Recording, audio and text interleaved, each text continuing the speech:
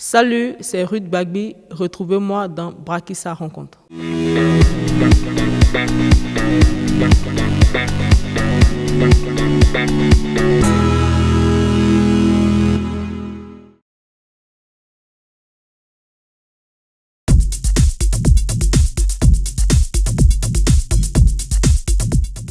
Bonjour Ruth. Bonjour Brakissa.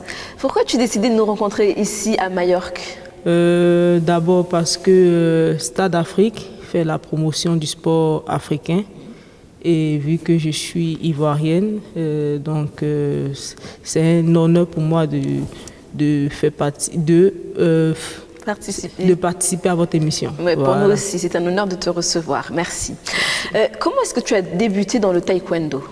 Bon, au départ, je jouais au football. Et j'ai commencé le taekwondo grâce à mes deux cousins avec lesquels je traînais avant, lorsque j'étais petite. Ils ont commencé le taekwondo et c'est comme ça, c'est ainsi que je les ai suivis. D'accord. Et ta famille, alors, comment ils ont perçu ça? Bon, ma mère, elle était très heureuse parce que elle disait que je me promenais beaucoup parce que je jouais au football. Elle n'aimait pas trop ça. Donc, lorsque j'ai commencé le taekwondo, elle était toute heureuse. Voilà. Alors, selon toi, comment est-ce que c'est perçu une fille qui pratique du taekwondo en Afrique? Est-ce que c'est bien vu? Bon, pour moi, bon, par rapport à mon style, bon... tout le monde se dit que c'est normal, mais j'ai des amies qui sont un peu plus féminines. Ouais. Bon, à chaque fois, lorsqu'on leur demande, elles disent qu'elles font du taekwondo. On dit, ah bon, tu es sûre?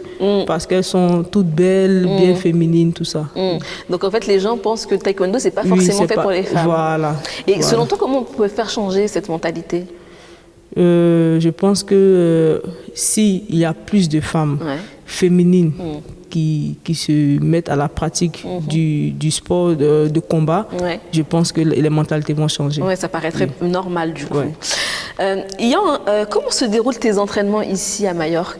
En tout cas, ça se passe super bien parce que déjà, j'ai intégré le club Elite Ramos en 2017 et tout se passe bien, l'entraîneur est super.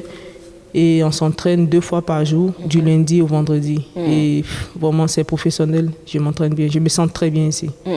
Et c'est important pour toi de te retrouver en groupe à l'entraînement avec certains de tes compatriotes, notamment? Oui. Et je suis avec Cheikh Cissé ici. En plus de cela, j'ai encore des frères gabonais. Et ici, je peux dire c'est une famille parce qu'il y a aussi...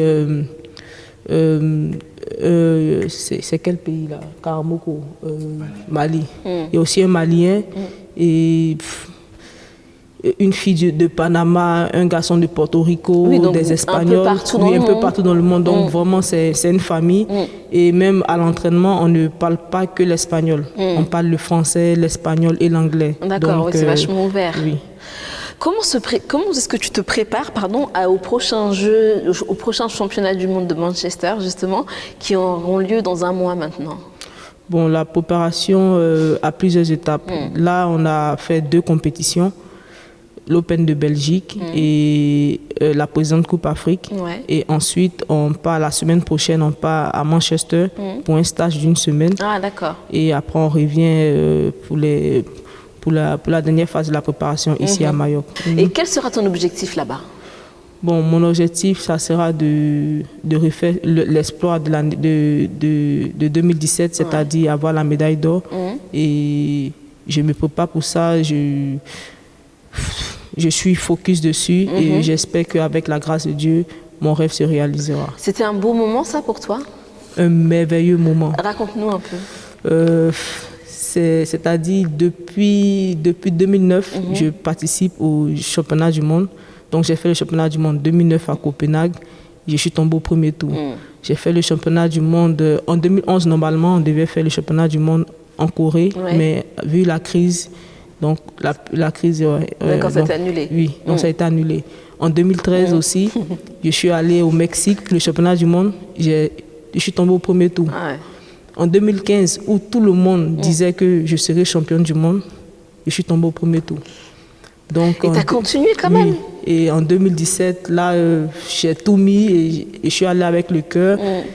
avec la prière, avec le soutien de mes parents, avec le soutien de mes coéquipiers et surtout avec Cheikh Cissé, qui, lorsqu'il a intégré l'équipe nationale, il est venu avec une certaine hargne lorsqu'il s'entraîne, il va à fond. Donc ça m'a motivé, ça m'a poussé et je l'ai suivi aussi. Donc ça m'a permis d'évoluer aussi au niveau du souffle, tout ça. Donc au championnat du monde 2017. Ah, c'était fabuleux, ça. Oui, c'était fabuleux. Mon rêve s'est réalisé et je remercie le Seigneur. Mais justement, parle-nous de ta relation avec Cheikh Cissé.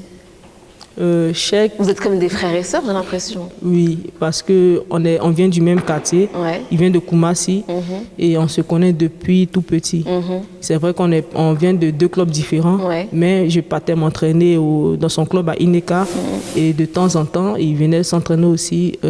D'accord. Donc vous connaissiez depuis fort longtemps. Et lorsqu'il a intégré l'équipe nationale, comme je l'ai dit, avec son cœur de battant, de gagneur, il m'a attiré même plus vers lui parce que j'aime ça, j'aime les personnes qui s'adonnent au travail et ça me pousse aussi à me donner aussi au travail. Donc c'est comme ça on est devenu encore plus des frères. Plus soudés, quoi.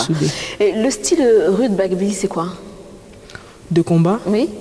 Mon style de combat, bon, moi je fais un peu de tout parce que d'abord, mon style, je travaille aussi beaucoup avec l'intelligence. Je peux faire des enchaînements, je peux être calme, je peux tout faire. Je peux tout faire. Donc ça dépend vraiment de l'adversaire que tu as en face de toi. Ça dépend de l'adversaire. Et voilà. Alors, on constate une évolution vraiment, t'en parlais tout à l'heure, constante à chacune de tes compétitions. Depuis tes débuts, tu as obtenu pas mal de titres, celui de championne d'Afrique à plusieurs reprises, championne du monde aussi, on en a parlé, et même le titre de médaillé olympique aux Jeux de Rio 2016. Où est-ce que tu puises ta force pour obtenir de tels résultats ? Bon, je me fixe à chaque fois des objectifs et je me bats pour les atteindre. Donc, c'est vrai, je suis championne du monde 2017, mais là, c'est le passé. Aujourd'hui, je dois être championne du monde 2019, donc c'est mon objectif. Donc, c'est comme ça que je fonctionne. Et que tu avances. Voilà. Qu'est-ce que tu as ressenti le jour où tu as obtenu cette fameuse médaille de bronze aux JO de Rio ? C'était, je peux dire, je ne revenais même pas parce que lorsque le combat est terminé et je regarde mon coach, il est heureux. Et moi, j'étais un peu surprise parce que je me suis dit que le combat allait être tellement difficile, mais je n'étais même pas fatiguée lorsque le combat est terminé. Donc c'est comme si je ne revenais pas en fait. Mais c'était merveilleux parce que ce n'était pas évident vu que j'ai perdu mon deuxième tour face à la Française. Donc je pouvais ne pas être repêchée et je ne pouvais ne pas faire la finale de bronze. Mais par la grâce de Dieu, elle s'est qualifiée pour la finale et Dieu m'a donné une seconde chance. Et donc j'ai su saisir ma chance et... Ah oui, médaillé olympique quand même. Raconte-nous justement comment s'est passé ton retour au pays à ce moment-là. Je ne m'attendais vraiment surtout pas à ça. Et je suis rentrée dans l'histoire de la Côte d'Ivoire. J'ai vu que les Ivoiriens étaient très contents. Tous derrière toi, tous à te soutenir. Et même étant à Rio, je reçois l'appel du chef de l'État. J'ai dit, mais sincèrement, tout était vraiment... Je n'ai jamais rêvé à ça et tout se passe comme ça. Donc franchement... Mais qui a bien pu lui donner ton numéro? Bien sûr, donc j'étais là, j'étais tellement heureuse au téléphone et vraiment c'était une grande joie. Et j'ai vu que tous les Ivoiriens étaient derrière nous, étaient très heureux de notre résultat après Rio. Mais tu as pris du temps à redescendre pour te reconcentrer sur les nouveaux objectifs? Oui, sincèrement. Parce que nous sommes entrés dans l'histoire de la Côte d'Ivoire, la première dame médaillée olympique de mon pays. Lui, Cissé Cheikh, la première médaille d'or, du taekwondo au niveau Afrique. Donc, on a pris du temps, sincèrement. Parce qu'après les Jeux de Rio, nous n'avons pas fait de compétition. C'est l'année prochaine, c'est-à-dire en 2017, je crois en février ou mars 2017 que nous avons fait notre première compétition. D'accord. Alors pour les Jeux de Tokyo 2020, si tu y participes, quel sera ton objectif là-bas? Mon objectif aux Jeux de Tokyo sera de faire mieux que Rio 2016, c'est-à-dire médaille d'argent ou médaille d'or, mais faire mieux, essayer de faire mieux. Voilà, donner tout pour faire mieux. D'accord.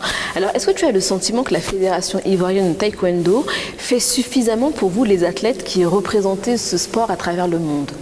Oui, l'État de Côte d'Ivoire, la Première Dame et le Président de la République font beaucoup pour nous, pour moi et Cheikh Cissé. Notre fédération aussi est avec nous, ils nous soutiennent, ils nous inscrivent aux compétitions, ils sont avec nous, donc je pense que tout va bien. Ouais. Alors là, on arrive maintenant à la question du téléspectateur de Stade Afrique.